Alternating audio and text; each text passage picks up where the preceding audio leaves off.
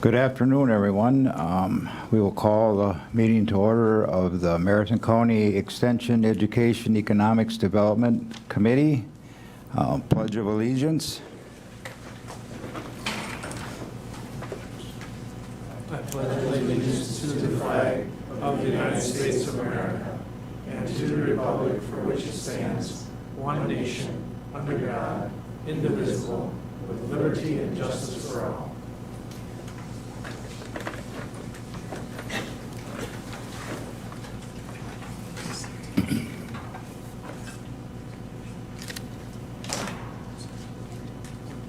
Public comment. We do have one. Peter?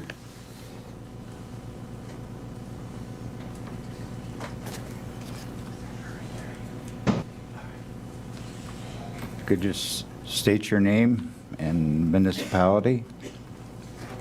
My name is Peter Weinshank. I live in Edgar. Okay, thank you. Don? Thank you. You're good. Did it come down a little bit? Whatever. Okay.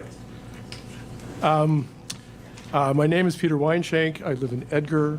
I'm here before the Marathon County Extension Education and Economic Development Committee to ask for your support to form a tax incremental finance task force. Marathon County TIF is an out-of-control monster. Back in 2000, Marathon County had $168 million worth of property in tax incremental finance. Now, as of 2022, $1.2 billion of Marathon County property is in TIF. TIF's percentage of the county's total tax base has exactly tripled, increasing from 2.8% to 8.4%. Marathon County's TIF is a stink pile. It offends conservatives, distorting the marketplace and giving a prince's scepter to municipal planners and consultants. It offends liberals, using the property taxes of average people to fund lavish subsidies for the county's doing very well, thank you, business people. It offends good government moderates by depriving both the county and local governments of needed tax base to pay for local services. A task force is needed to document the impact, both good and bad, of TIF in Marathon County. My best guess says that county taxpayers are investing over $24 million annually in TIF. This is a government program bigger than the Sheriff's Department. It's bigger than the county's Social Services Department. The county, like the rest of the local governments, takes a TIF hit. According to my calculations, the county could receive $1,274,577 in additional property taxes if county, villages, and cities would be satisfied, following a state cap, to have only 12% of their property in TIF, not the current actual 15%. A TIF task force is needed to answer some basic questions. Does TIF live up to its promise of economic development and property tax relief? Or does it, as in the case of the Wausau Center Mall, remedy blight only to become blight 30 years later when it should be paying dividends to taxpayers? It is argued that a county standing committee could do the work of a TIF task force. Not the current actual 15%. A TIF task force is needed to answer some basic questions. Does TIF live up to its promise of economic... This is very convincing. But I will proceed. It is argued that a county standing committee could do the work of a TIF task force. I disagree. I was present when Supervisor Jim Rosenberg, chairman of what was then called the Education and Economic Development Committee, attempted to lead a robust TIF discussion at the committee level. It did not go well, and after a few meetings, the project was abandoned. A TIF task force is the right venue for a study of Marathon County TIF. Municipal government and business can be granted a seat on the task force and voice their opinions. That can't happen with a standing committee. It is further argued that a task force has no power to change anything, and its work will be a waste of time. Again, I disagree. The task force will generate a report that will document the cost and benefit of TIF in Marathon County. The county will not keep this report to itself. It will share this TIF information with county schools, municipalities, and North Central Technical College. I believe this information will cause these governments to see through the gauzy promises of TIF consultants and rethink TIF. I think the county, in taking a leadership role, can change the Joint Review Board votes in the future. I also believe that Marathon County TIF information can start a statewide conversation and possibly crack apart the current bipartisan Madison coalition in support of TIF. You may ask, why am I here talking about TIF? Nice day outside, plenty of fish to catch, weeds to hoe. Well, I'll tell you. I used to be the chairman of a village planning commission. I voted for and helped create tax incremental districts. Over the years, I have changed my mind about TIF. I now see that it's a program that benefits government, but not taxpayers. That it's a program that benefits some businesses, but at the expense of other businesses. That it's a program that builds politically popular developments, but starves communities of the needed funds to maintain those developments over the decades. Every year, the state government, inch by inch, liberalizes Wisconsin TIF law. It has to. TIF is not sustainable. It is always hungry for more, and that concerns me. The path we are on will fully merge government and business. I don't want that. I like economic development the old-fashioned way. I hope you, as members of the county's Economic Development Committee, will agree that the time to look seriously into TIF is now. Please support the TIF task force. Thank you.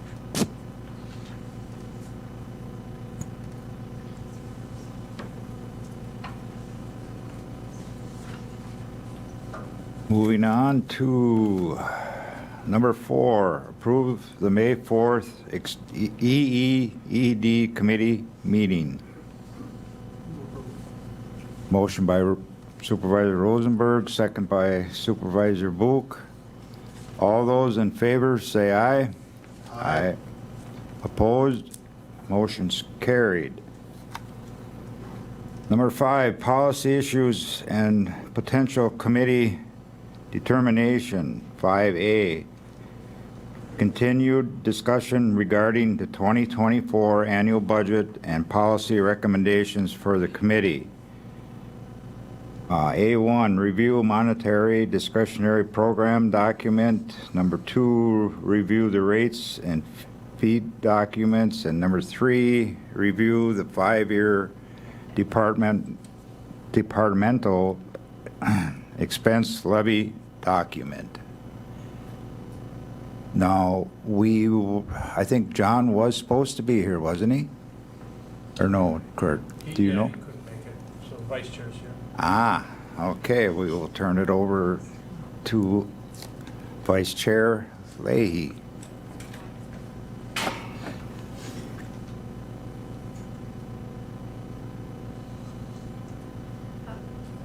Mr. Chair. So the chair didn't really tell me that I would be speaking in a super official capacity here. I don't have prepared remarks of any kind. Basically, we discussed the formation of this task force at length at our last finance meeting. So it is here before this committee to look over further, to ask questions, and I guess debate the merits of both forming it and getting that input from the full board.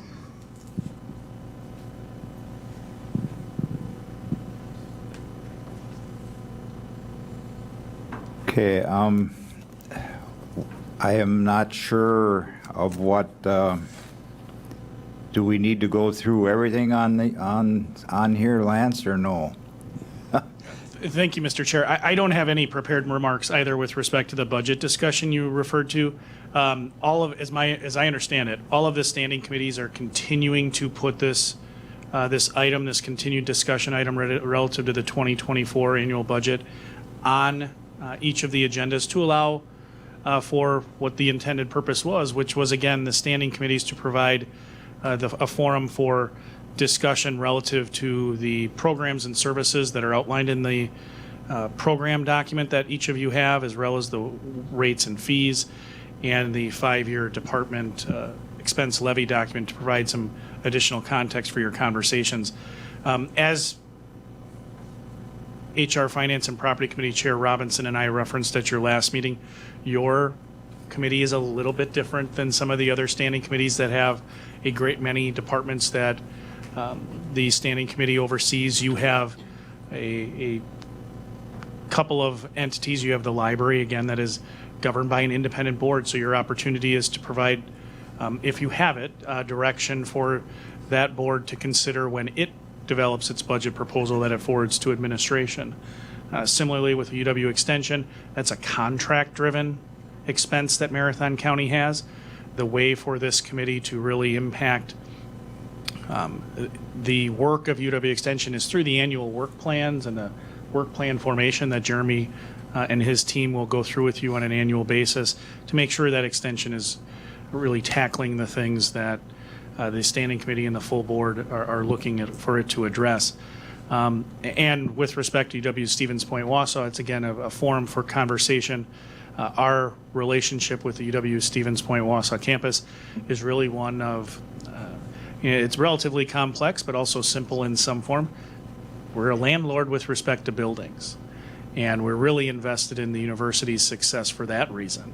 You know, the partnership envisioned originally with UW Stevens Point, or I should say the UW system back in the 50s and 60s when these contracts were signed and the buildings built, was recognizing, the county recognized the public good that comes from higher education and the opportunity for a local campus.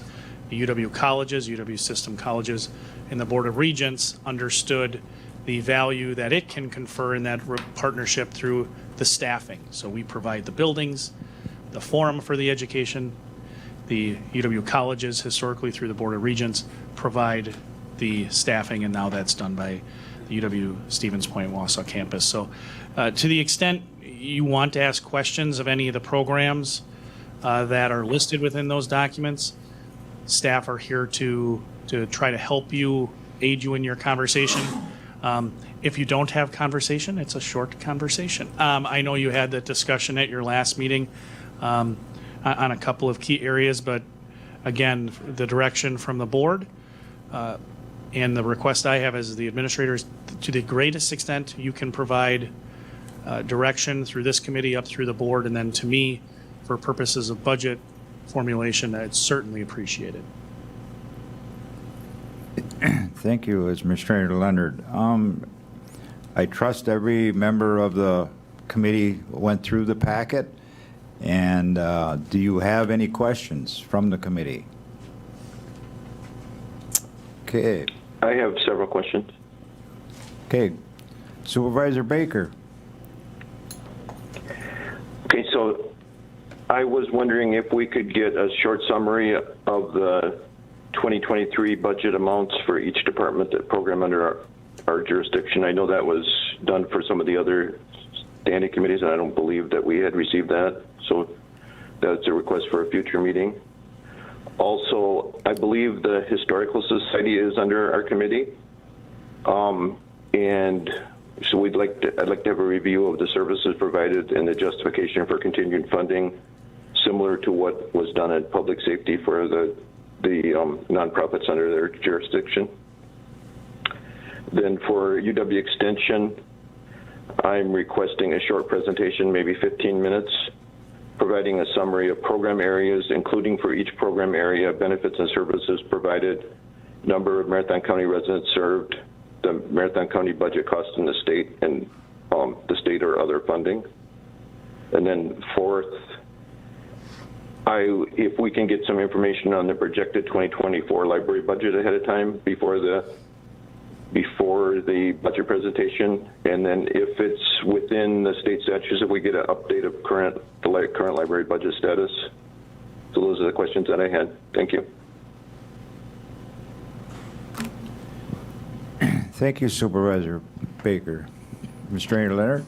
Thank you, Mr. Chair. If I can ask for some clarification, Supervisor Baker, with respect to the cost by program, if you have specific programs that you're requesting overall costs for, please let me know what those are. I shared this at infrastructure this morning, and I've shared it at a couple other committees.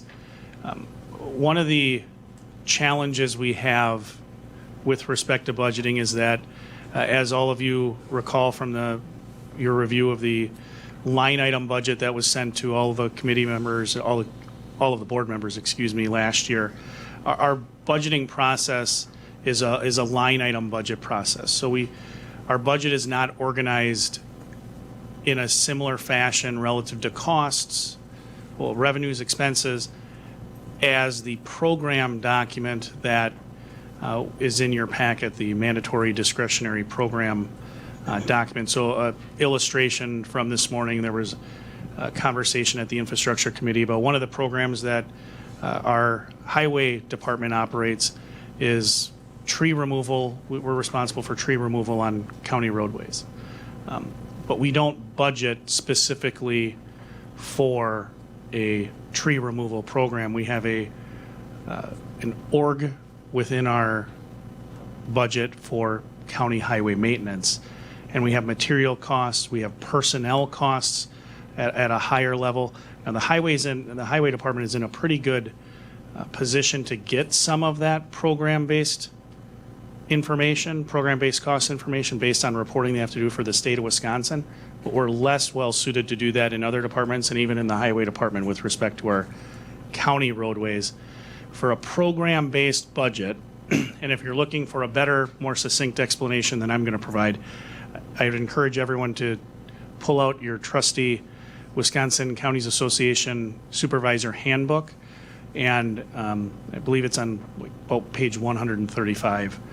Within that handbook, there's a section on budgeting, and it describes the difference between a line item budget, which is what we use, and later on in that section, it talks about a program-based budget. And we can get program-based budget information, but it's a process to get that, and I'm not sure that we're absent a reshuffling of some priorities within the annual work plan, that we'd be able to get you that information in a timely fashion for all programs. That said, if you have certain programs, we can use some analytical assumptions to try to get you an accurate understanding of what the program cost is. I would hesitate to say that it's going to be precise because, again, what we're going to do with those analytical assumptions, when you look at our budget, which I know all of you have, by department, you'll have things, I mean, we have a paper and supplies budget, but those paper and supplies are within the overall department. They're not allocated. How much paper and supplies go to, each of the programs within the departments? We need to make analytical assumptions. Do we equally divide those across the programs? Similar with staff. We don't have, to go back to my tree removal example, we don't have a tree removal person. We have a body of staff who, depending on the need to remove trees, we allocate them to do that work. So we need to make some analytical assumptions relative to staff costs and disperse those across the programs. At infrastructure this morning and following infrastructure, I had a conversation with Chair Gibbs. Because Supervisor Baker, you're not the first person this term to share that. I think having a discussion about if that's the desire of the board moving forward to have a different approach to budgeting than we've historically had, we should talk about that. And I'm going to be conferring with some colleagues to see what, if any, other counties are doing that and what strategies they are utilizing to do that. But I want to be very upfront with you. I don't know that we can just quickly and easily identify program costs for you. But if you do have a specific program that you're highly interested in within this committee, I think perhaps Extension might be in a good position to do that for some of their programs because they are one person to assigned to horticulture. We can say this is what the cost is for the contract with UW Extension for horticulture related work. But if you were to ask Leah some things within the library, hey, what's our cost for, our managing our adult book circulation? She's got a lot of staff who spend parts of their time doing that, so it's a little bit more challenging. I know that was a long and rambling answer, but if there are programs that are of specific interest, please let me know. And I'll speak with the department heads to see what opportunities exist to get that information readily for the committee. but it's not going to be, it's not something that I can just go back to my office and run a report. Thank you, Administrator Leonard. Any other? I would like to clarify that, my request, and that. Go ahead, Supervisor Baker. So, thank you. Can you hear me? Yep. So I believe that Administrator Leonard is referring to the first question that I had. And in that question, I was not asking for specific program areas under detailed at very high level. So if the overall Marathon County budget is $215 million, our part of the budget is maybe $5 million, and that would be the library, UW Extension, just those high-level areas. And I called them programs because they're not really departments, so I wasn't quite sure of the term. But I'm not talking about sub-program areas under each department, just like the 5 or 6 things that is under our jurisdiction and what those total to. In the UW Extension, I was asking for the program areas within UW Extension, but that was the only one that I was asking for a breakdown within a department or entity, if that helps. Yeah, I think so. I can speak with you after, Supervisor Baker. But what I hear you saying is, to some extent, with respect to, for example, the library, if you're just looking for the overall departmental allocation, the easiest and cleanest place to look for that is in the 5-year departmental budget comparison document. And that's on currently in this packet on page 73 of 113. Talks about their overall budget. But with respect to UW Extension, I understand you're asking for the specific breakdown for the various services, and we can work with that and look at the contract, because again, that's a contractual relationship we have with UW Extension. And I can pull similarly the support for other agencies. You referenced the Historical Society. I can bring that information as to what the individual contracts, the total amounts are, and we can arrange for presentations for the Historical Society. And in fact, we've already conferred with them about scheduling a time to come to this committee, so we can certainly do that, and I'll interface with you to make sure that you have all the information coming to you at the next committee meeting. Thank you. Okay, thank you. Any other questions from the committee? Okay, 5B, discussion and possible action by EED to forward to County Board for consideration. B1, tax incremental financing evaluation.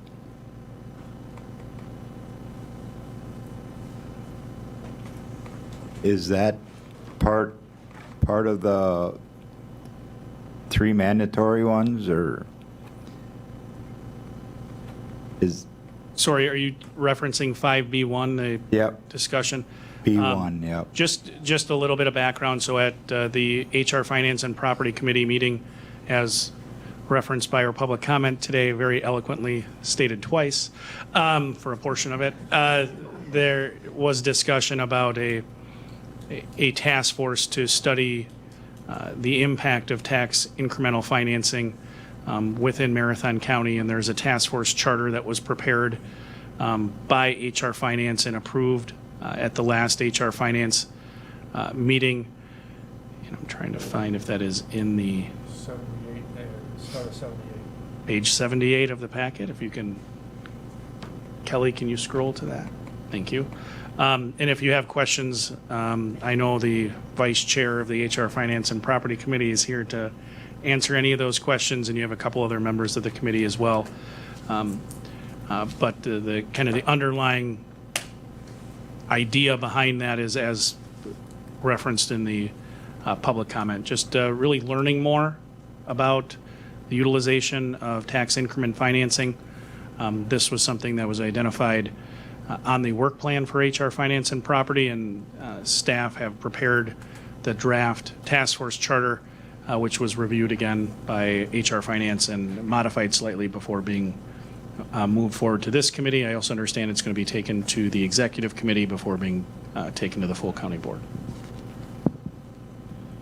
Okay, thank you. Any questions from the committee? Supervisor Rosenberg? I think. No? Yes. Yeah. This list here is the objectives that they're hoping to, or sort of questions that they're hoping to answer? I think you're on the first page of the document, so if you go to the next page, Oh, okay. page 79 is the ordinance that would provide for the creation of the task force. Then the page following the signature page of that is the summary of the ordinance. Actually, it is the ordinance itself. So the ordinance, the resolution calling for the creation of the ordinance, then the resolution, following the resolution is the ordinance itself, which lays out the membership, duties and responsibility, and the timeline. And what's being requested of this committee? Well, there was,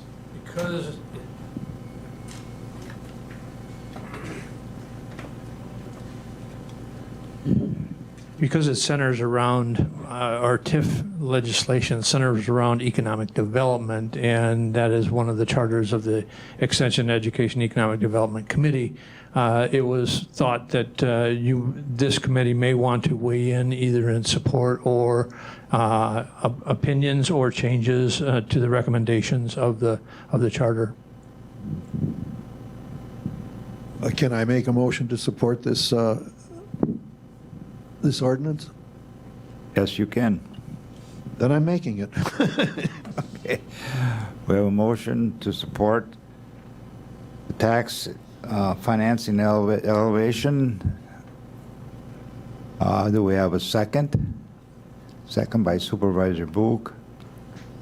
Any more discussion? All those in favor say aye. Aye. Opposed? Motion's carried. Thank you. Moving on to number 6. Operational functions required by statute, ordinance, resolutions, or policy. 6A. How does the committee intend to complete its work calling for under the revised to the strategic plan relative to access to affordable, high-quality child care and safe and affordable housing? 6A1, by August 31st, 2023, with the input from the EEED supervisors and the Madison County stakeholders, the EED committee will prepare recommendations for the Madison County government's role in supporting affordable, high-quality child care. Mr. Chairman, if I might. Edgar. If it pleases the committee, or there's no objection to the committee, could we move to item 7A and go through those reports first before we go to those last two items that we just brought up? Yes. Would there be any objection from the committee? Okay. We will skip 6 and go to 7. Now, I had a request from Mrs. Toms to do her, do you want to do your report quick? And so you got till about 4:30. Okay. Okay, we will move on to number 7, educational presentation and committee discussion. 7A, Wausau School District, Dr. Hiltz and Diane White. You are up. Good afternoon, everybody. I'm Diana White. I'm the communications coordinator for the Wausau School District. I just want to thank you for this opportunity to be here. So before I hand it over to Dr. Hiltz, our superintendent, I just want to start this discussion off by reminding you what our mission is, and that is to advance student learning, achievement, and success. And in many ways, That's at the heart of why we're looking at restructuring the district, specifically to benefit our students, give them equal opportunities, so no matter which school they go to, no matter which side of the river on, they have the same opportunities. And then at the same time, allowing us to create more opportunities for them so that at the end of the day, that they're college, career, and life ready and ready to thrive right here in the community and in the county. And we are also doing this to benefit our staff, to limit the amount of time that they travel, to make us a more attractive employer, and then to benefit the community as well. So those are three of the main reasons we're looking at restructuring the district. So with that, I'll hand it over to Dr. Keith Hiltz. Thank you, Diana. And again, yes, thank you for the opportunity to talk to you. Excuse me. So as Diana said, this effort is really, we're taking it on to benefit our students, our staff, and our families, and taxpayers for that matter. I would like to give you just a couple of examples of some things that bother us as educators, as employers, things that we've been trying to fix and have been unable to, but this restructure will allow us to make some significant progress in some very important areas. One example, let's think about our elementary schools. In some of our elementary schools, we have reading specialists and math specialists. We have support people, and in other schools, we don't. There's various reasons for that. Some of it's federal funding, some of it's economies of scale, but not all of our students or our staff are able to enjoy the support of some very talented, specialized staff people. We want to make sure that all the kids who need support get the support they need when they need it. Another elementary example, because of the large number of elementary schools we have, they are small numbers of classrooms per grade level, typically 2. So in kindergarten through 5th grade, we typically have 2 classrooms per grade level. One issue that creates is that some of our schools actually fill up in certain grade levels, and so that students aren't even able to attend their neighborhood schools. We end up busing them to a school elsewhere in the district. Currently, we have 60 students who are not able to attend their home schools, and those kinds of things bother us greatly. And we could solve the problem if we hired more teachers. Then we have classes of 12 and 13 students, which parents love and teachers love. Taxpayers don't necessarily love it. It's very inefficient, right?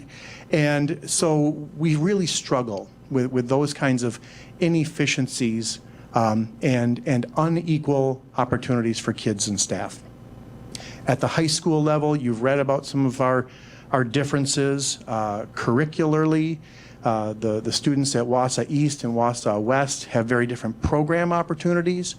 And while we allow them to take classes at either high school, the barriers are oftentimes insurmountable between transportation, scheduling, anything like that. We even offer virtual options, right? But the kids are not able to access the same programs.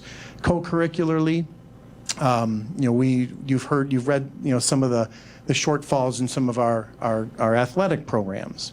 So we want to make sure that when students attend the Wausau, a school in the Wausau School District, as Diana White said, we want them to have equal opportunities and the supports they need to be successful.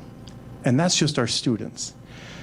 Ever since I've been here, and this is my 5th year, wrapping up my 5th year, our staff have been saying, can you please get us some more help?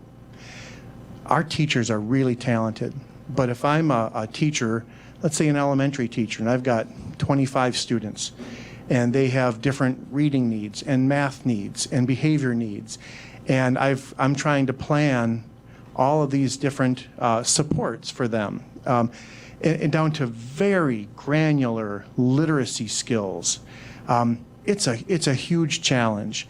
And so we want to be able to offer, if I'm a teacher and Diana's a reading specialist, I want to be able, from me and my team, to have access to someone with those kinds of skills so we can help meet the needs of the kids.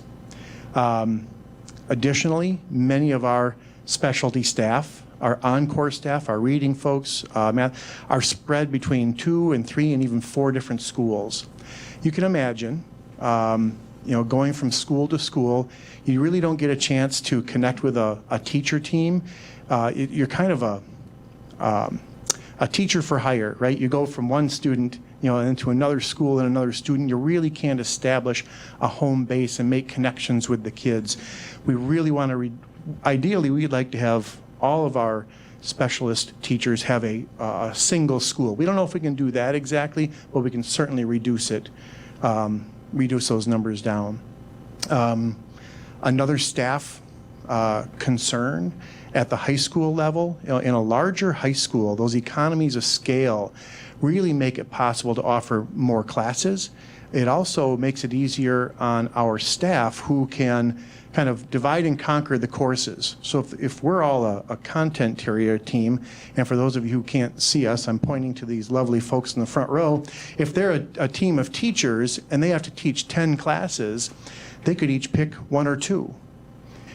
If we're trying to teach those same classes in a smaller school and there's only 2 of us, we're each teaching 5 different classes, which you may not realize it's a big burden to try and plan for 5 different classes every day, so different workloads too. So those are some of the things that give us heartburn, things that we'd really like to try to fix.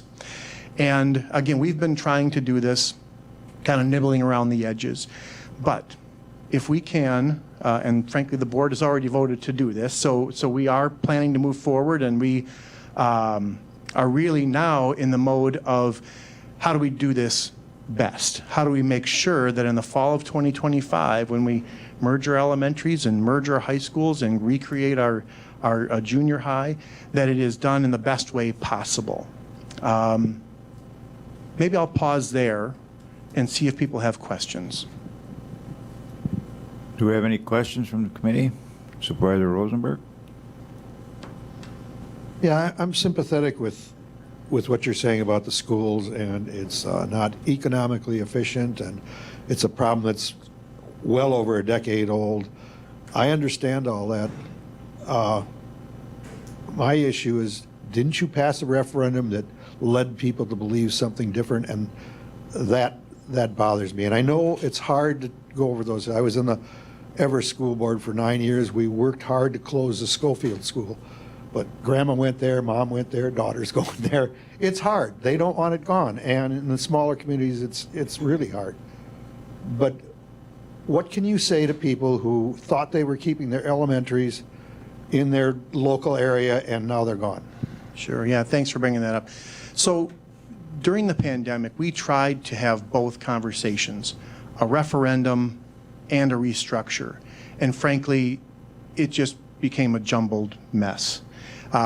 People weren't sure if we were closing schools, if we weren't. So we decided to separate the 2 conversations.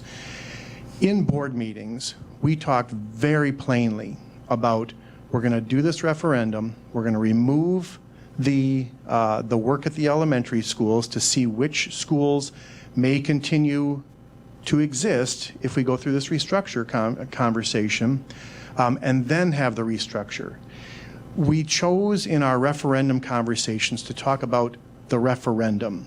So it was a communication choice, trying to keep the messages clear. I understand what you're saying. I've had that question from others. I thought when I voted for this that my school would stay open. And again, it's hard to say to people, you've got to take in all the communication. You can't just pick snippets, right, and expect to have the whole picture. So it's a difficult situation. It was the intention was to make the messages clear, and clearly that didn't happen in all cases. But we were very clear at the board level about, we removed $60 million from that referendum to say, let's have this restructuring conversation, and then go back for the referendum needs at the elementaries. Does that help?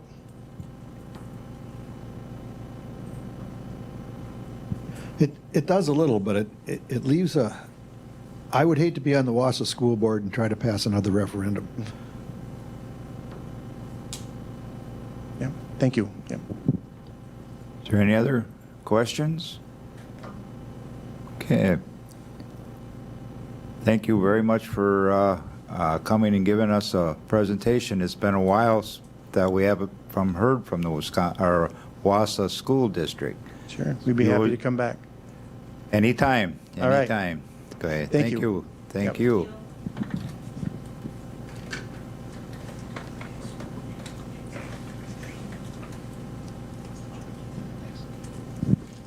Seven A, or 7B, excuse me. Aaron Ruff, Public Health Educator, Marathon County Health Department, Dream Up Core Team. Aaron?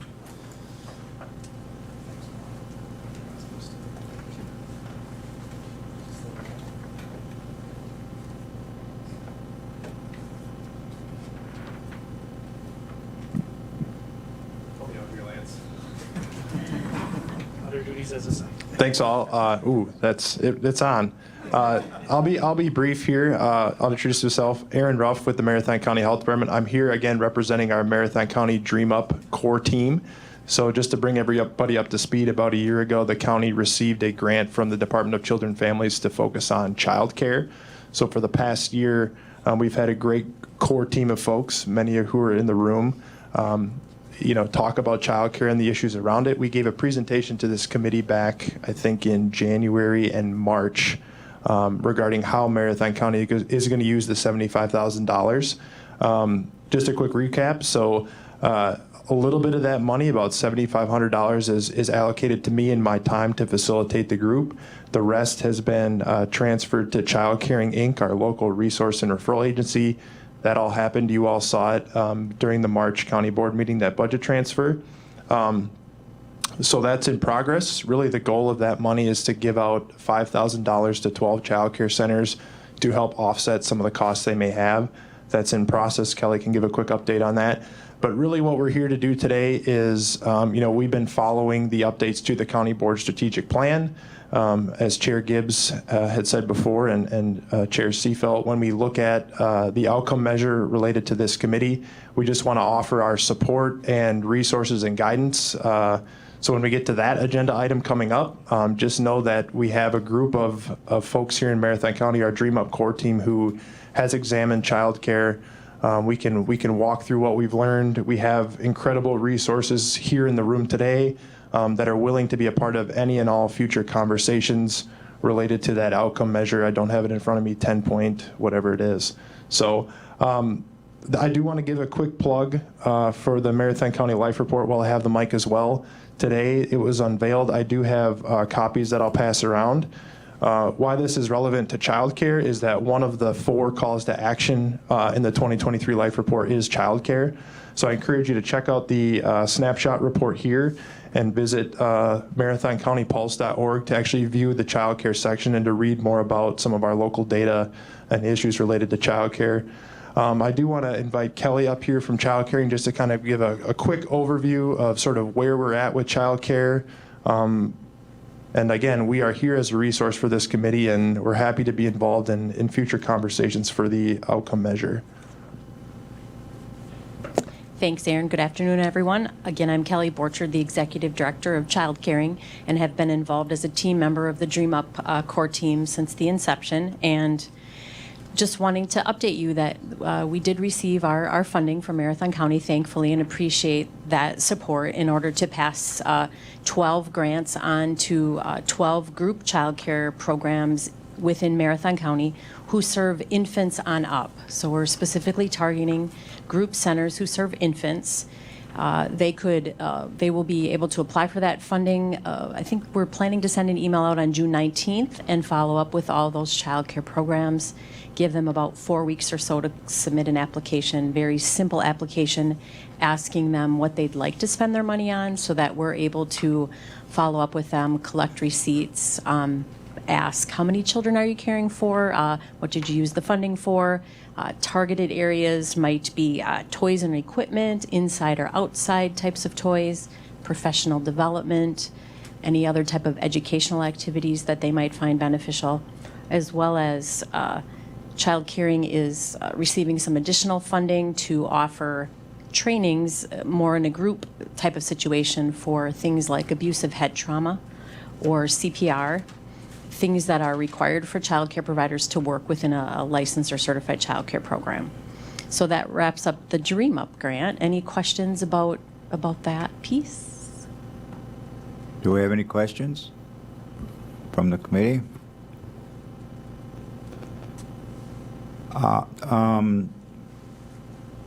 The Dream Up grant, no, that went to 12 different child cares.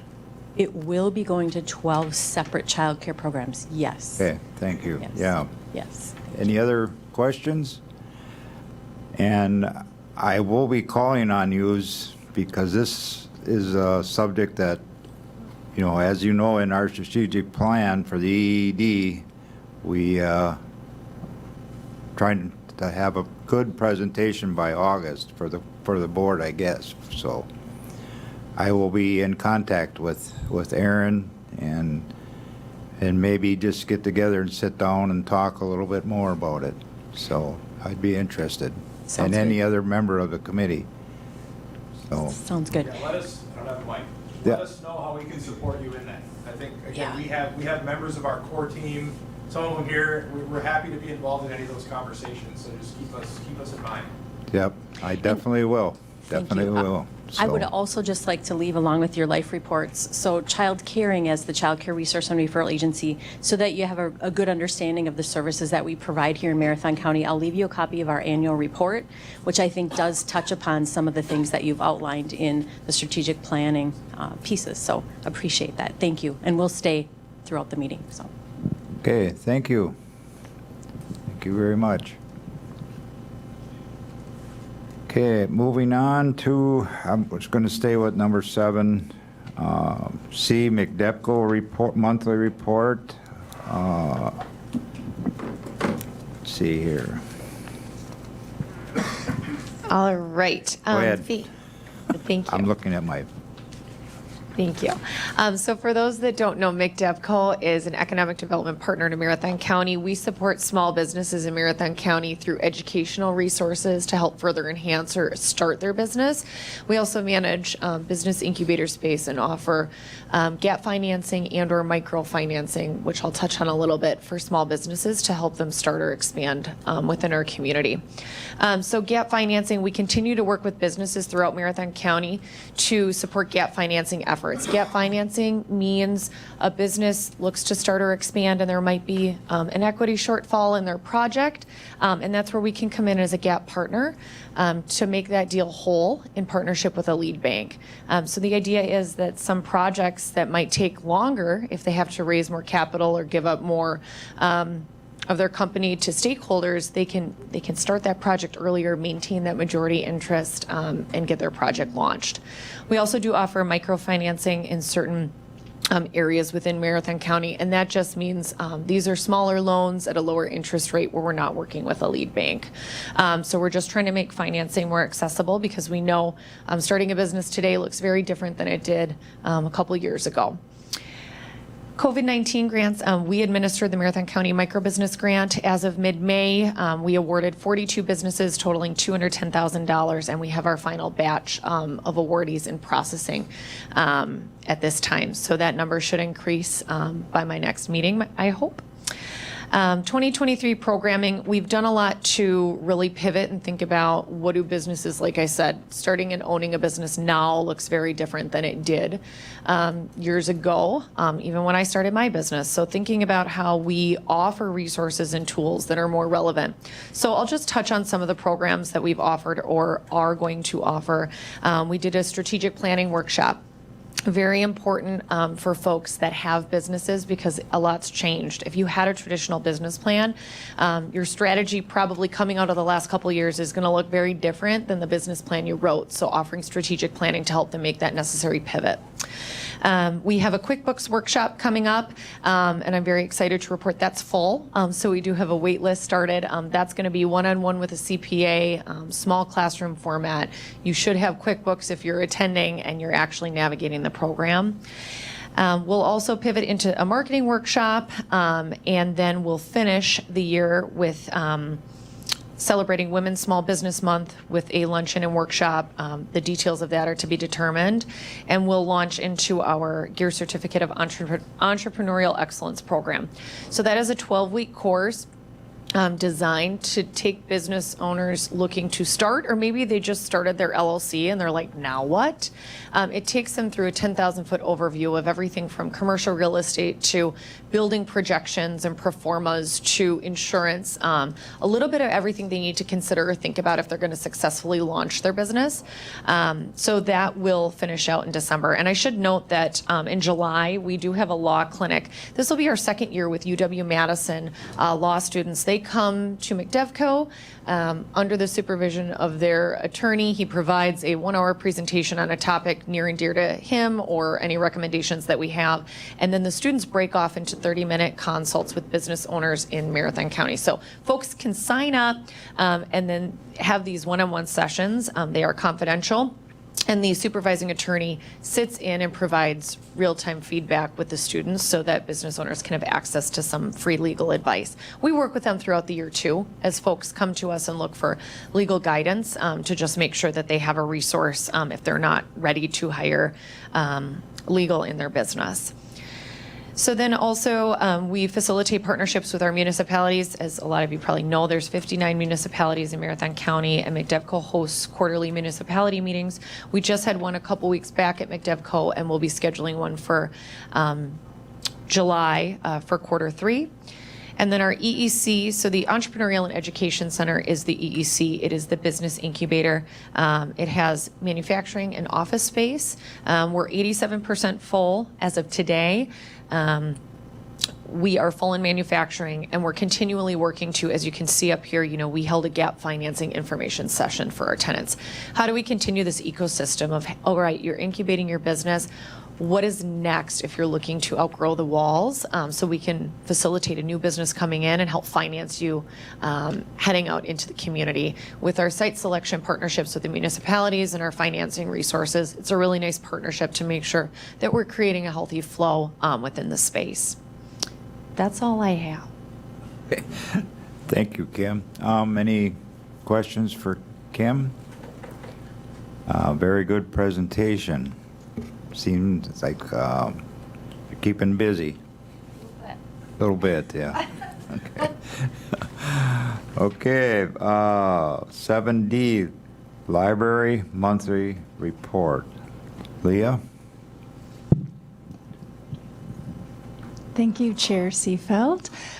You have my report. If you have any questions about that, I'm happy to answer. We have a lot of exciting things happening at the library, but the most exciting thing is our summer library program. We have so many things happening starting this week.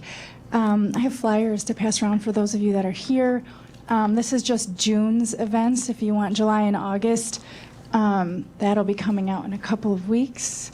These are just Wausau area events, and I'll go through a couple of the events that are happening elsewhere all over the county at our library locations. First of all, as always, we have story times. We really ramp it up during the summer when kids are out of school.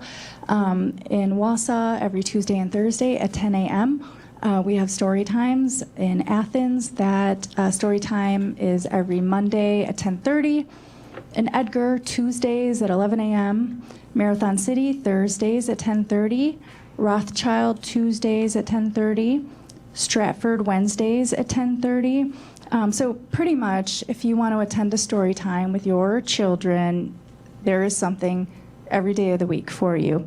Hatley also has an outdoor story time, just really based on space availability, but if you're into some fresh air while you're reading stories, they have those on Tuesdays. We also have a couple of special story times. We have one at Rib Mountain State Park on Saturday, June 3rd. That's in a couple of days at 10 a.m. and 11 a.m. at the Rib Mountain State Park. And then we have a Be Kind story time. It's a special story time with stories about kindness and a special bee craft at Marathon City and at Spencer. Marathon Cities is June 8th and Spencer is July 20th. So if you miss the Marathon City one, you can catch it in July at Spencer. And then we have a Stories and Tales. The theme of this summer, it's a statewide theme, is all together now. You can see, I have one of these to show you too. This is the activity book. Maybe you can just pass it around. This is what kids get when they participate in the summer library program at the library. So they get an activity book, and inside of there it has sort of like the instructions for summer library program. And so if they read a book in any one of the categories on the bingo card, they turn that into any local library and they get a free book, and they get to pick what book that they want to read. And so we have that. We have a couple of other activities in the booklet. The booklet actually started during COVID when people weren't coming into the library, where we had activities for them that they could keep on reading and keep them excited about reading, but it was such a hit that we are continuing the activity book. So there's a coloring page in there, and there's a word search, and then there's a scavenger hunt in the booklet itself. And if you look in the back 2 pages, that has all of our other special programs. We have pretty much something for everyone. If you're into snakes and lizards, we've got that. If you're more into dancing the polka, we have that for you too. We have outdoor skills, we have music performers, we have our always popular Lego party, all kinds of things happening at all of our locations. Lots of crafts, of course, and the idea, as always, is just to keep kids reading and engaged when they're not in school. So that's all I have for you today. Unless you have any questions, I'm happy to answer. Are there any questions for Leah? I do have one. I need some crayons. Next time. Okay, thank you. Moving on to UW Extension Monthly Report. All right. Thank you, Chair Jeremy? Seafield. Yes, so you have monthly report in your packet. I'll just highlight a couple of things, either in there or upcoming. 4-H, we're into core of 4-H season with camp coming up. We actually have 4 AmeriCorps interns as part of staff right now, so the office is pretty well stocked. That's all funding that comes from outside, either 4-H Leaders Federation or other outside funding that the 4-H program has brought in to support programming. So in addition to camps, they're also beginning more work with the Wausau School District through their summer program, and then that'll continue into the school year as well. But lots going on in 4-H. In agriculture, you'll note in there a couple of grants that Heather's received to do some research with dairy and beef farmers to look at some issues around that and trying to better understand how Extension can support improved dairy herds and beef herds in the area. Food-wise, I think I've talked about food-wise every month I've been here. Hiring-wise, we have a verbal offer accepted for the Healthy Communities Coordinator position, and we expect that person will start in 2 weeks, about the 15th of June. We're super excited about that. She's actually a Wausau resident right now, so she'll primarily be working out of this office, but working in the 4-county area. And then we're just doing the interviews, final interviews for the Foodwise Marathon County Educator position. Again, that position is going to work a lot with the Wausau School District and other surrounding school districts, but most of the time in Wausau. And that's a bit of a shift. We haven't had a Foodwise educator in the schools in a couple of years, so we're excited about that partnership and getting back there. So we hopefully we'll have that person on board by the end of June. Horticulture program, it's gardening season, so Janelle's busy. Maybe one of the highlights is that tomorrow Janelle will be on the Larry Mueller Show, Wisconsin Public Radio, sharing her knowledge and expertise and trying to not get stumped by all the call-ins with interesting questions. But that show actually is broadcast live from Bayfield. There's a big gardening event that happens up there. So Janelle is doing that tomorrow. And then also, obviously, starting up a lot of program with Addict Services and her other therapeutic horticulture programs with gardening.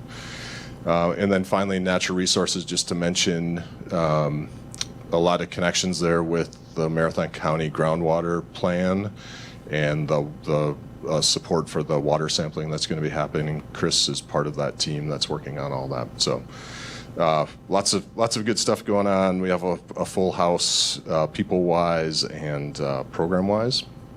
And then one other thing to mention in your packet is our annual report. We included that in there. Some of what's in there addresses some of Supervisor Baker's question about numbers and extent of programming for the year. So I can highlight that when we do the presentation, but that's in there as well. So happy to take any questions. Okay. Thank you, Jeremy. Any questions from the committee? Okay, sounds good. 7F, UWSP, WASA report. Mrs. Toms. All right, good afternoon, everyone. So I don't have any major things. This is summertime, so we are really focusing on programming for the fall semester, but also getting ready for our incoming students to come onto campus this summer. And so I always like to report in regards to the enrollment part of the campus.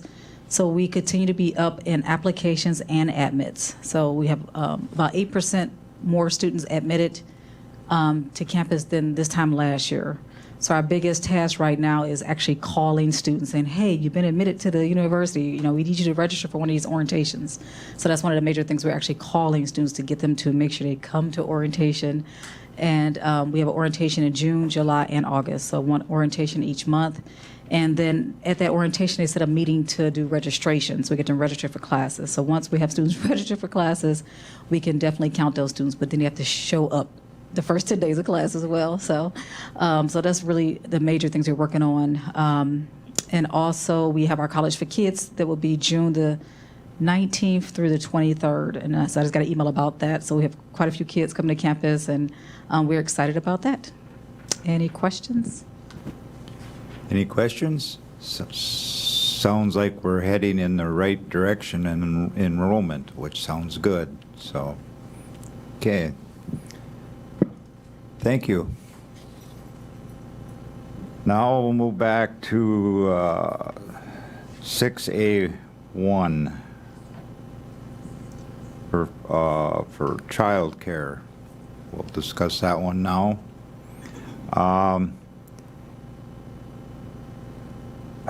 It's to put input into the child care. It's going to be a rough hole to go right now, and I see heads shaking back there. And if anybody has any input on this, which I'm sure we do, I would like to hear it. So thank you. Anyone? Go ahead. So thanks. I went to the life report reveal this morning and was just very energized by one of the speakers. His name was Paul Schmitz, and he had a quote that just resonated with me that said, "We need to listen and act with community." And I really appreciate that, because I've listened to some of the conversation on childcare, and it seems like we have a very fragile childcare system throughout our county. And making a change in one area might just topple down the whole apple cart. I had some conversations with Elsa. Thank you for coming, Elsa, because maybe you can fill in holes if it's appropriate.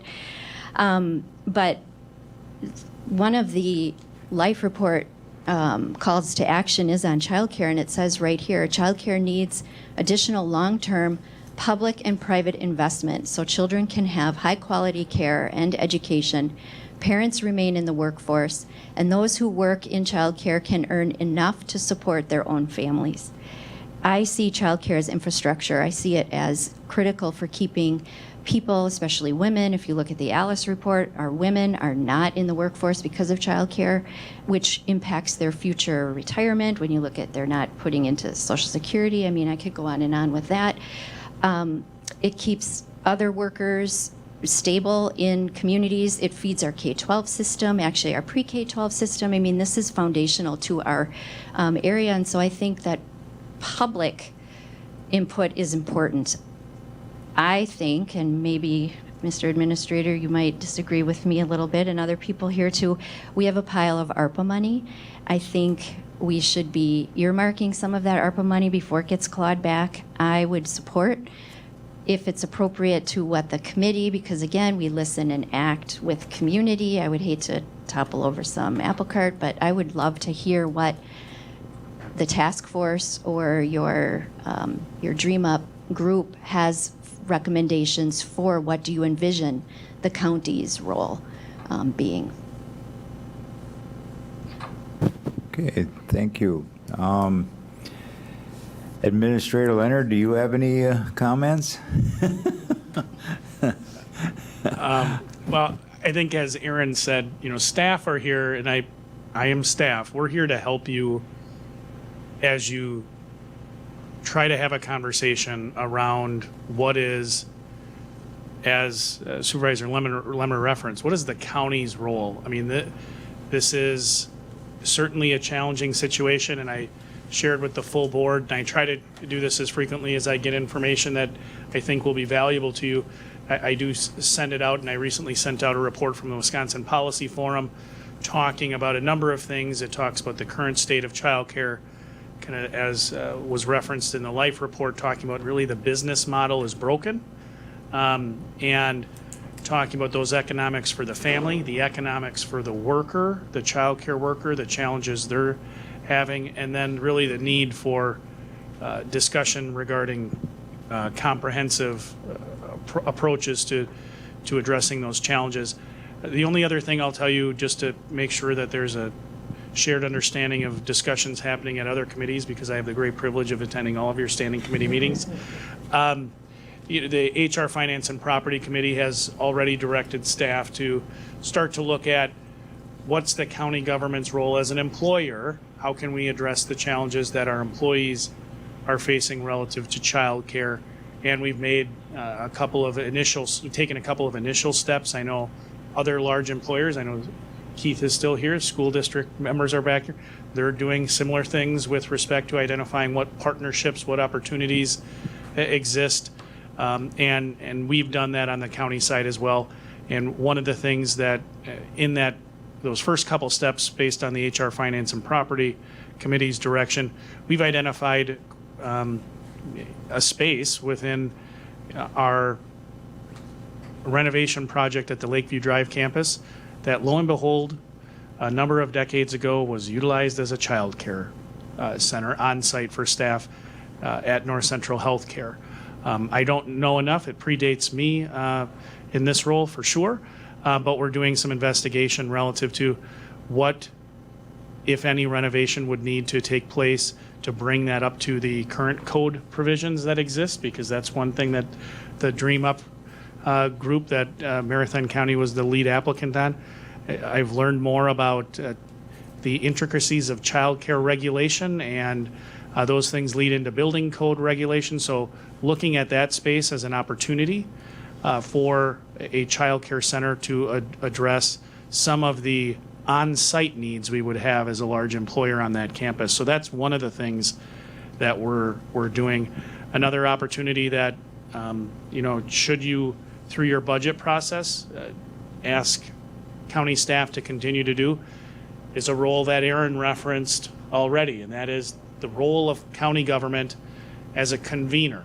And the health department has been the facilitator of our Dream Up cohort, our Dream Up grant team, the grant that we received. We were the lead applicant, but we were not the only people involved in that conversation. I want to say we were part of, whether it's between 15 and 19 entities signed on to that grant, and Marathon County, through the Health Department, has facilitated those conversations to arrive at, as you've seen at your previous meetings, kind of what would success look like, that our desired future state, that outcome that we think, as Supervisor Lemmer referenced, tying it to workforce and access to affordable, high-quality childcare. If individuals make the personal choice to stay home and provide that care for their children directly, that is wonderful, that's their choice. But the group in our discussions came to this realization that, we want people to be able to have that choice, the freedom of choice.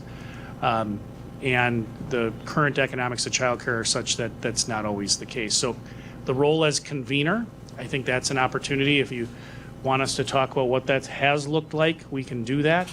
But, we're here to help you as staff. What do we know about the childcare market? Not necessarily county staff, but our partners through our Dream Up grant. We can tell you about our experience as an employer. That's what HR Finance and Property has focused on. So as you brainstorm, we're here to help you kind of channel those initial thoughts into what, if anything, can the county do? Because it's not, if this were a simple solution, the great thing about working in government is we don't patent many things. We rip off and duplicate as much as we can. So if there's a model that's working somewhere else, we will see how we can employ that here. But with respect to each of these items, Mr. Chair, the thing staff can offer is, to the extent we have it, expertise, and to the extent we don't have the expertise, we can reach out to the people that we have relationships with to bring that expertise before the committee. Okay. Thank you, Administrator Leonard. You mentioned out at the healthcare center that there might be a possibility that we could do something out there to set up a child care facility. Any members of the committee, I would like to hear some input on this, if or anybody out in the viewing audience out here.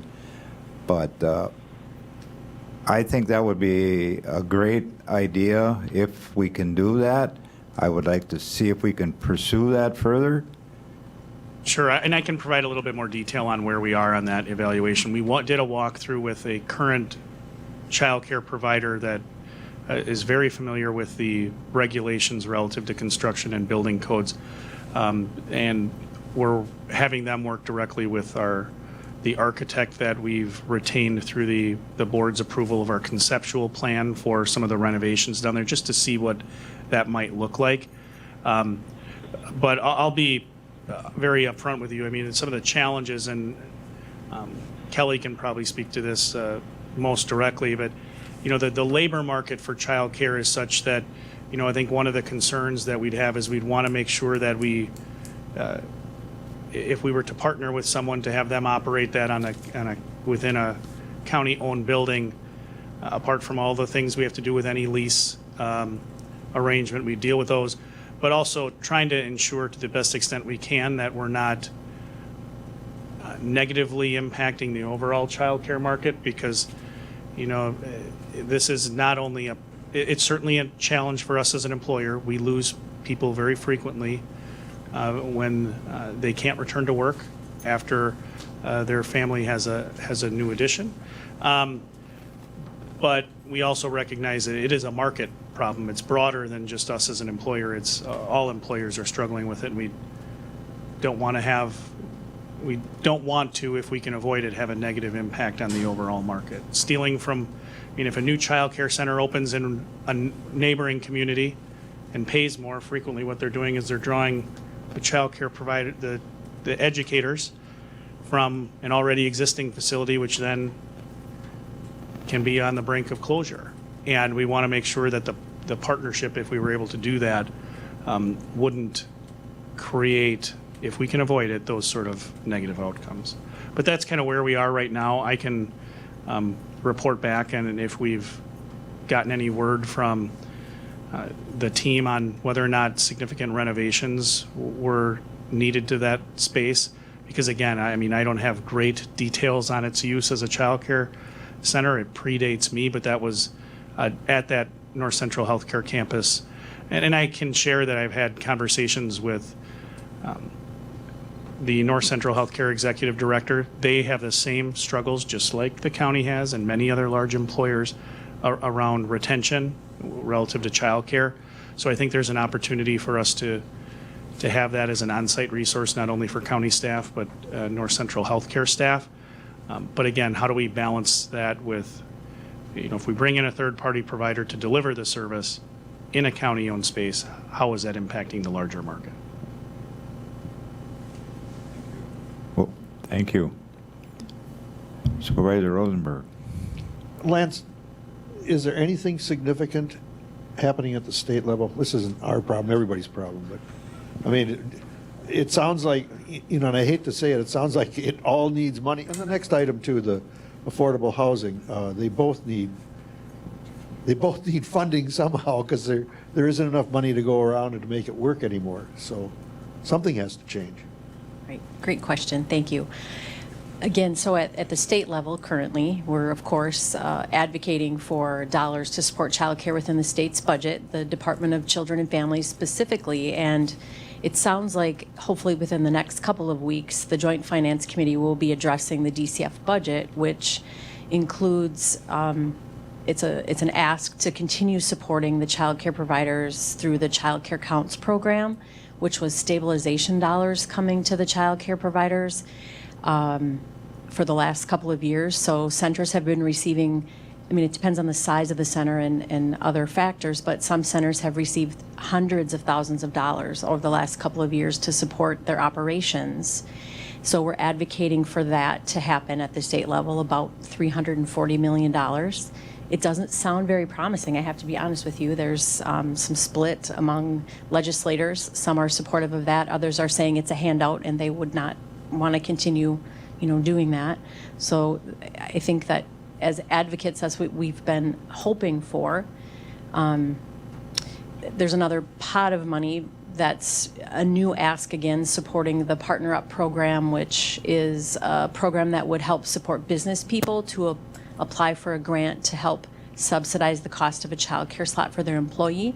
It's modeled after a current program that's currently happening, which is a great public-private investment to help pay for care at the true cost of care. So, I think it's one thing for businesses to step in and say, hey, I'll help pay for your child care slot.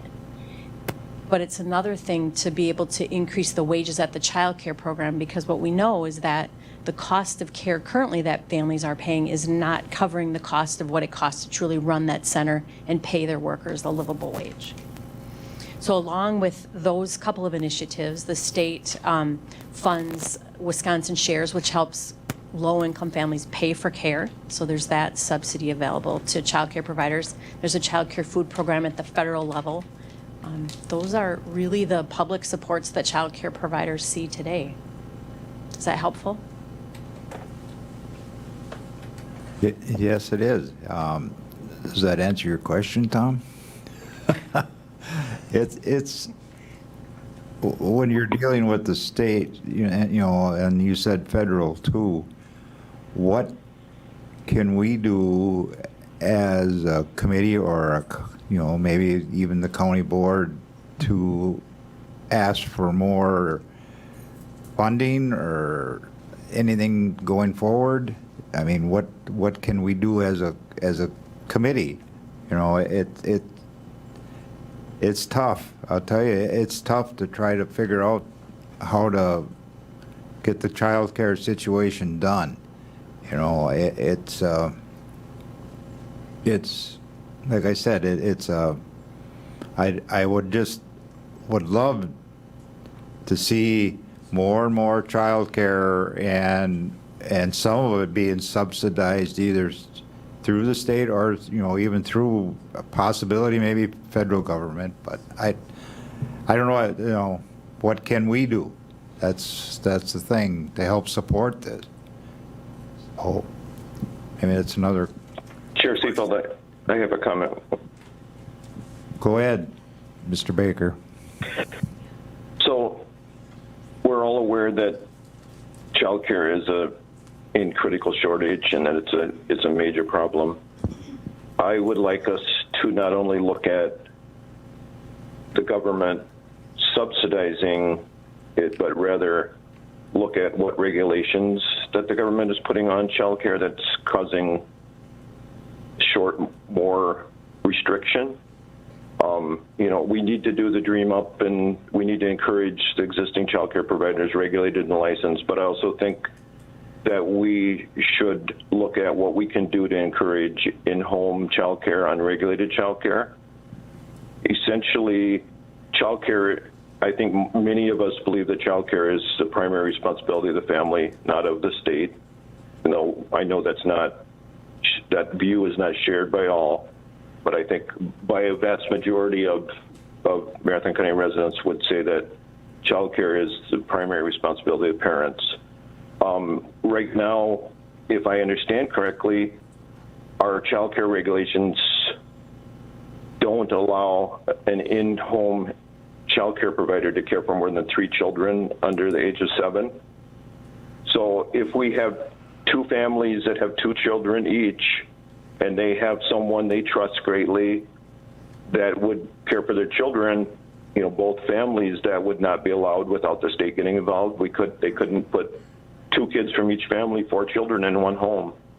And I just think that, the parents are the primary decision makers of who should be taking care of their children, not the state, not the county. And I would like to look at some other states as guidelines and see if they're having better luck, less shortages with their child care. For instance, Arizona, if I understand correctly, allows 4 children per home without any regulation. Indiana allows 6 children in a home, not counting the children that live in that home, without regulation. And in the state of South Dakota, I believe it's 14 children can be in South Dakota without, let me see here, I've got it up, 13 to 20 before they have to be regulated. So a family can care for 12 children that are not their own before the state gets involved. Again, it's a parent's decision who takes care of their children. In most cases, it should be the parent's decision unless they've been proven, that like a court has taken away that right. But the vast majority of parents, that should be the parent's decision, and that should not be regulated within reason. I think we need to increase that from 3 up to 5 or at least to 4. So I would like to see us consider putting a resolution to our state legislatures, asking the Wisconsin Counties Association if they'd get behind that. And then I'd also like to look at those states where they are not regulating childcare and see if they have the same childcare shortages as evidenced by wait times in regulated childcare or other measures, to see if there's a model there that we could look at to alleviate some of this childcare shortage problem. Thank you. Thank you, Mr. Baker, or Supervisor Baker. Mr. Rosenberg, I see you grabbing the mic. Do you have a comment? Well, you can do anything for childcare. You just keep lowering the quality, and it gets cheaper and cheaper. That's not a solution. It doesn't necessarily help Marathon County. People need to do something with their kids or stay home with them. If we want employers to have employees, we should be encouraging in any way we can, which I'm struggling to find a way that the county can help. More places that parents can make choices. It's their responsibility, but they need a choice, and they don't need a choice of a really low quality thing because that's all they can afford. Okay, thank you. I would like to respond to that. Okay. I think that's highly insulting to say that a parent caring for children in their home is a low quality option. I would say that there are anyone of many people who will be listening to this, that is an insult, and that is not accurate. There's no reason to say that children being cared for by parents and friends and other people who know them is a low-quality option. I deeply am insulted by that. Supervisor Rosenberg. I think if you have 13 kids in one place, it's a low-quality option. Okay. Thank you. We have in the Elsa back. Duranzo. Yep, okay, go ahead. But Hi. thank you. Again, my name is Elsa Duranzo. As you know, I have a lot to say about this, but I'm going to bring us all the way back to the beginning. What this conversation needs is structure. There are so many moving parts, and you have to look at each individual piece separately. So the first thing that needs to happen is to know what's happening in your community right now. How many child care providers are there? How many of them are operating with closed classrooms because they can't find staff? So that's like the lowest hanging fruit is how do we staff our already existing child care providers to open up those classrooms? Wassa Child Care has 5 classrooms that are closed right now. Just think of how many children can have care if those 5 were staffed. You could supply, from Marathon County, instead of building a new facility at North Central Healthcare, we have an option over here. I'm not saying that we shouldn't consider the North Central Healthcare because there is such a great need. But those are the things that need to happen first. We have to really get down to what is actually happening here. So I'm going to say something that is going to be pretty controversial because it's not public news, and I'm going to do this in vague terms.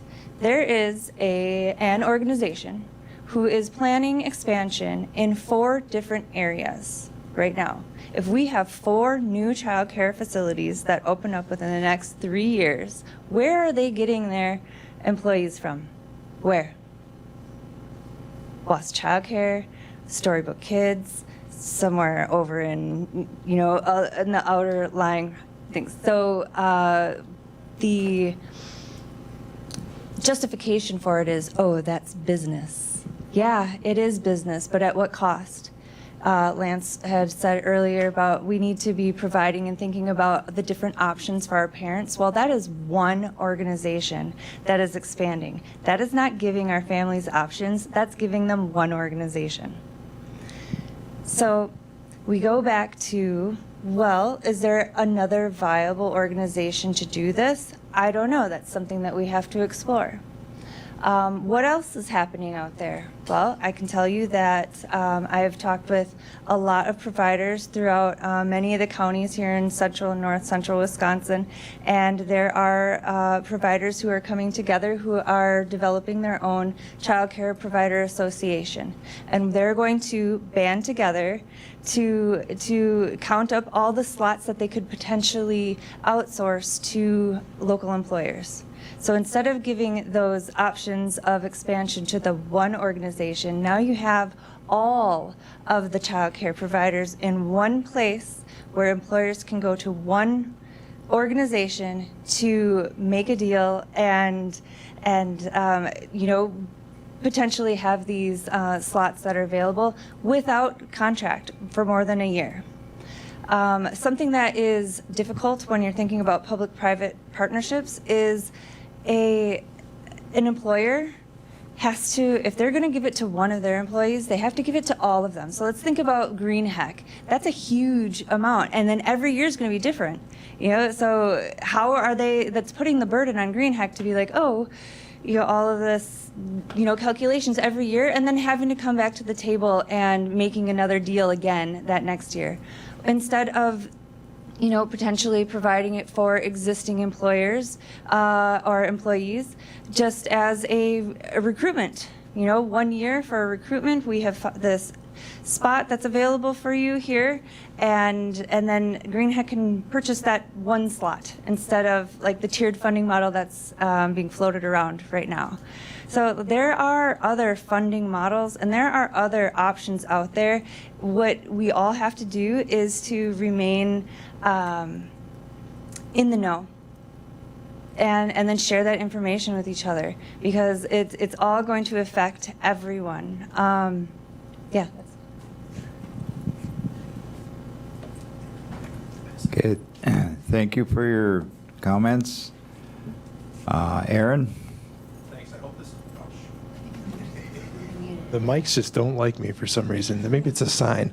No, I think what we can offer is, again, if we'd love to be able to put on a formal presentation. So I think, whether it's the next meeting, I know the timeline's kind of quick the way it's written in August, but I wrote down pretty much everything we just discussed. And I think there's a lot of information we can provide the committee, and I agree with Elsa. I think there's a lot of background information. One of the things is, what is the current status of childcare in Marathon County? And Kelly's not here, but she's right there. How did you do that? But we can tell you. We can tell you the number of providers, the number of slots. There's a lot of information that we can provide this committee. So I would recommend that we do that at the next meeting. The other piece, to Supervisor Baker's point, is about the regulations. I mean, that's what Child Caring does, is they're the resource and referral agency. So I think there could be a lot of grounding that we could do in July with this committee just to get us all on the same page. Because it is complex. If this was easy, we'd have the answer, but this is a complex thing. It's multifaceted, like Elsa said. There's a lot of different factors that go into it. But I think and that's some of the work we've done through the Dream Up grant, is examining why is childcare the way it is here in Marathon County. And what we learned this morning at the Life Report from Paul, who he's a facilitator who goes across country. This is happening everywhere. This is not a Marathon County issue. This is not a Wisconsin issue, but we can definitely sort of paint the picture and give some, at least, context of why it is the way it is here and why it is the way it is in Wisconsin. So I would offer that, Chair Seefeld, that I think we could put together a presentation and answer some of these questions, or at least hit on some of these topics. Thank you. You're already on the agenda for next month. Fabulous. And I would like to see a little bit too of what it takes to get a license to be a child care into the industry. What does it cost to get for the application, or what they have to go through, and maybe there's some support that we can do there too. I'm not sure, but I would like to see that too. So, Becky? It seems to me that businesses also have quite a large share, or they're a large component to the need for childcare places. And I'm interested to know what type of skin in the game that they're offering, that they're willing to provide. Okay, thank you. Is there any other comments on the child care? Go ahead. I'm just going to make a comment about, wondering what the employers have and the skin in the game and what they are offering. We don't know yet. This is all so brand new, and we're just starting these conversations, and they are, the complexity of the conversations that we're having here are just as complex over there. And especially when you're talking about benefits to employees, and where are those, balancing out the cost benefit there also. So yeah, we don't know yet. Okay, thank you. Could I offer one more suggestion? It's Kelly from Child Caring, and just that when Aaron talked about a presentation, we could also bring you examples of the ways that county government is currently supporting child care across Wisconsin. There are several counties that have stepped up with ARPA dollars and other support across the state. So if you're interested in that. Mm-hmm. Yes, I'm sure this committee would be, and other members of the board, of the county board. So, any other comments on the child care? we will be looking forward to next month, and hopefully we can get a little more information and get a little more done for childcare. So, moving on to 6A2. By August 31st, 2023, with input from the EED supervisors and other Marathon County stakeholders, the EED committee will prepare recommendations for the county's government's role in supporting safe, affordable housing options. Now, this is kind of like hand in hand maybe with the child care too. If we don't have the affordable housing or the housing available, then the next step, if we do have affordable housing, is child care. So one hand feeds the other. Affordable housing, far as what I think what maybe Marathon County can do, I'm not sure, is does Marathon County have some land that we could use to have a stakeholder, well, not actually a stakeholder, but someone that, a construction that could put up like an 8 or 10 house duplex or apartments, and we help them out with a little bit of the cost of the land. I'm just looking for answers here. So it's just as tough as childcare. So do we have any input from the committee on this? Supervisor Rosenberg? I have a comment. Yep. Supervisor Rosenberg first, Dave, and then we'll get to you. Have we looked at our zoning and what we're doing there? I mean, they talk about 2 houses on a lot and some other things that you can do, or you need so much for a single-family home, or that's one way we can affect it, I think. I can't speak for my direct knowledge relative to looking at our zoning code for opportunities. I guess I'll frame it as opportunities to make modifications. Supervisor Seefeld actually just brought that up. Is that Tuesday? Tuesday at the Environmental Resources Committee, asking that be considered moving forward, because similar to what Supervisor Baker referenced with childcare, certainly the environment of regulation around housing does impact the availability and construction of housing. So that is certainly something we can do. Of course, we have zoning regulatory authority with respect to county-zoned towns. There's a lot of municipalities that are outside of county zoning. So again, I think, going back to information that I know has been provided to this committee in the past about other counties and some things they're doing, and if the Wisconsin Counties Association has highlighted some of those things. Washington County, again, is looking at the county as a convener that I referenced before. Washington County, and I believe Rock County as well, just undertook a similar exercise of bringing municipalities together to talk about those exact things. What opportunities exist within their zoning codes, their respective zoning codes, to make housing, to remove some barriers, perhaps, is the best way to say that. And we could do that. It's certainly been a discussion. The county board funded, you were part of the funding for the housing study that you all received from North Central Wisconsin Regional Planning. So that's, again, another way that you have supported the housing expansion, but on the regulation side, we certainly could do that. Thank you, Administrator Leonard. On the zoning part of it, though, you get outside of our cities and villages, you get out into the county. land evaluation comes to be, you know, a more, what is more valuable? There's pieces that are more valuable than not. I had a discussion after our meeting Tuesday that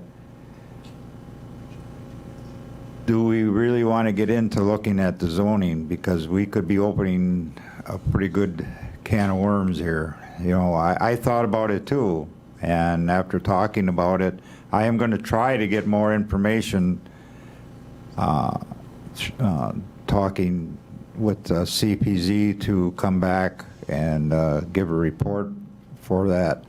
But it's you're getting into a lot of different situations there with zoning, because there's towns that are zoned county and some that aren't, and some don't have zoning. You know, it's a little, could be opening up another can of worms. But okay, Supervisor Baker. I actually had the same suggestion that we look at zoning as Supervisor Rosenberg had. I would like to, if any changes that we do, I would like to consider explicitly make sure that we're looking at any potential negative impact on neighboring property values, so, you know, that we would avoid that if we do decide to make changes. Okay, thank you. Yeah, like I said, I'm going to look more into it with Lori at CPZ, but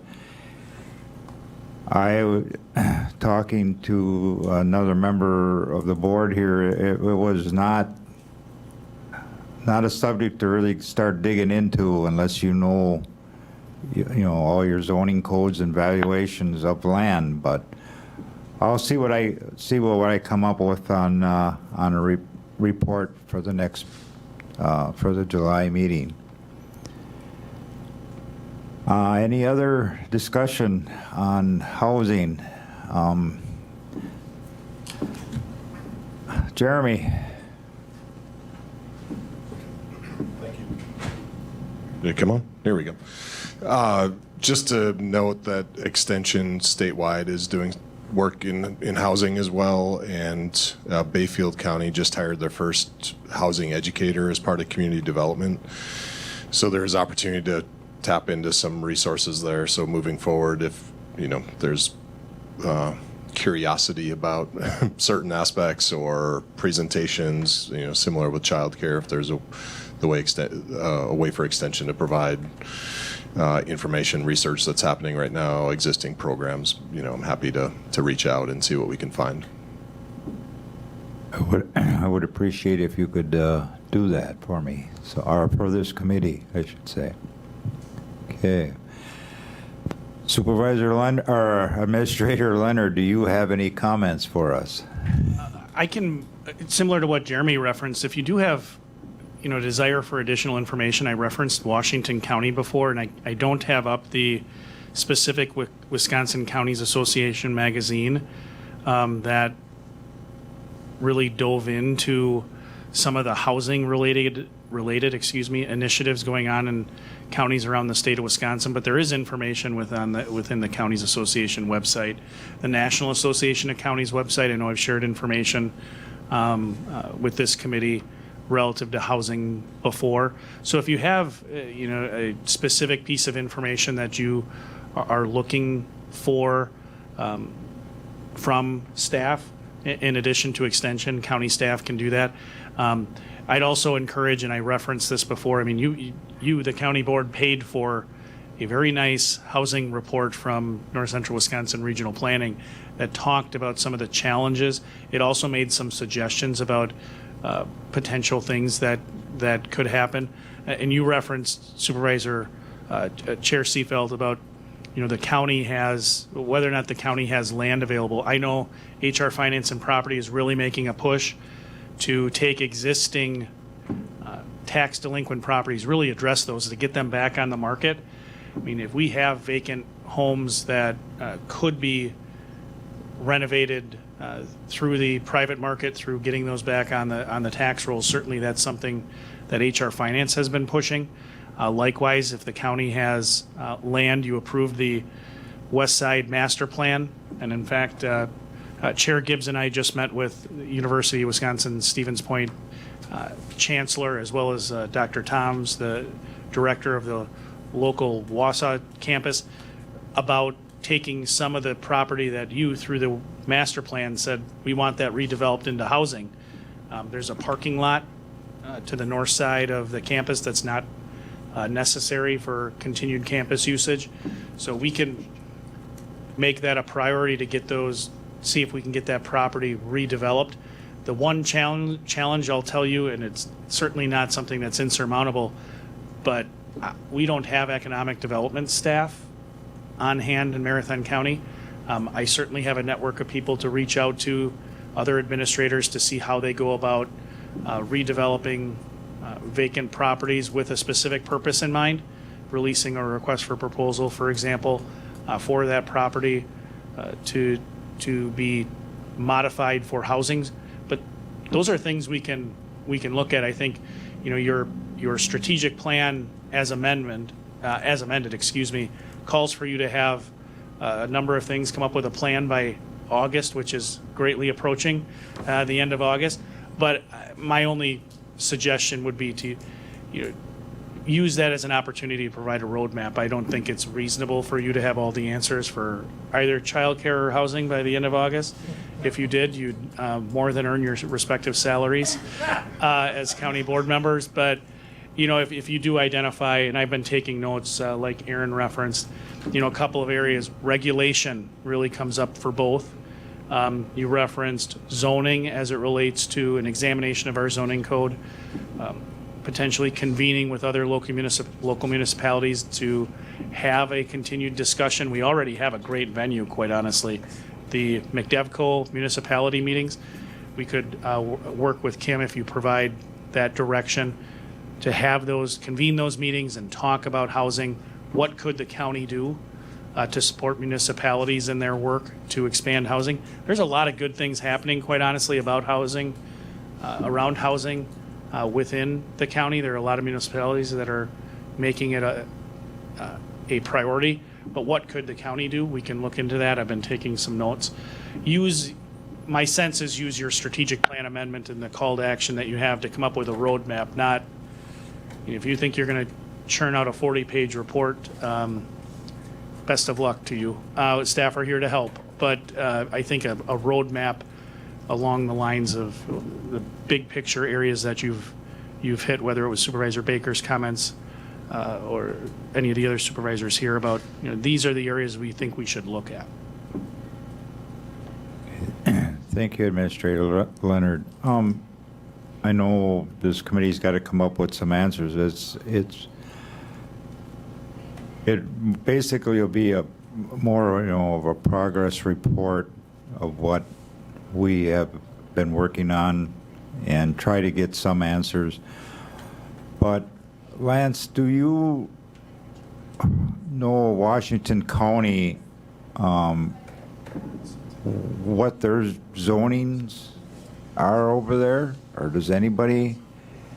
I don't, and I would just be, I hesitate to say this because I'm likely wrong, but I'll say it anyway. I don't know if Washington County actually has county zoning.